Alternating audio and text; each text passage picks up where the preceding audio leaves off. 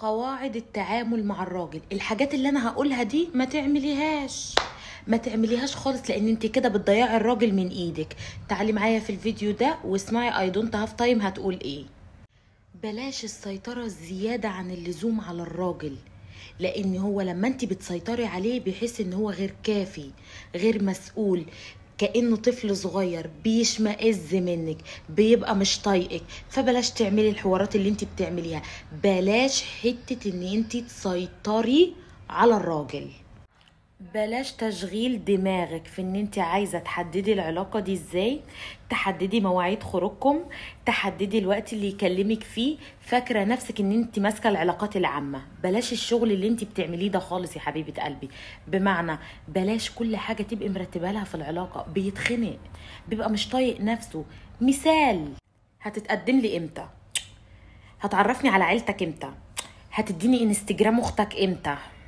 طب بقول لك ايه، هتديني رقم باباك امتى؟ بلاش الشغل ده، عشان الشغل ده مهروش ومقفوش، وانا قلت لك كذا مره لو عايزين نجيبه على البيت بلاش نحسسه ان احنا هنجيبه على البيت اصلا. فعايزاكي تبقي فاهمه الدنيا فيها ايه، وبلاش غباء، بلاش. واخده بالك؟ تعالي معايا. بلاش بقى انتي واخداه على عيبه تفتكري نفسك ان انتي ممكن تغيري. لا يا حبيبه قلبي، الراجل ما بيتغيرش. يعني مثلا هو مش عاجبك ما ترتبطيش بيه وتقرفينا، هو مش مناسب ما تروحيش تحطي ايدك في الزبالة وتطلعي ناس. يعني خليكي فاهمة، او خليكي بمعنى اصح مدركة الدنيا من حواليكي ماشية ازاي وتعاملي على هذا. هو مثلا حبيتيه وارتبطتي بيه واتجوزتيه بخيل وكان عاجبك، ما تجيش تشتكي بعد كده. فمرحلة التغيير اللي انت عايزة تغيري بيها الراجل ده هيخليه ينفصل عنك ويسيبك، مش هيتغير ومش هيحبك، بل بالعكس هيسيبك.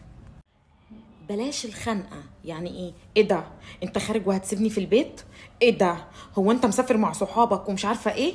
ايه ده هو انت رايح تسمع الماتش وهتسيبني؟ يسيبك، رايح يسمع الماتش. هو بني ادم في الاول وفي الاخر، عايز يشم هواه. يعني هو لازم يبقى فيه احترام للخصوصيه، قد نفسه.